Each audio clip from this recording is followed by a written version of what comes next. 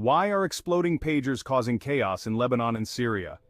Let's break it down. In recent attacks, at least 12 people died and around 2,800 were injured when pagers rigged with explosives detonated. The attacks attributed to Israel targeted Hezbollah, escalating an already tense conflict. These sophisticated devices were traced back to a mysterious Hungarian company, BAC Consulting, adding layers of intrigue and suspicion. Investigations revealed that this company might be a shell, deepening the mystery.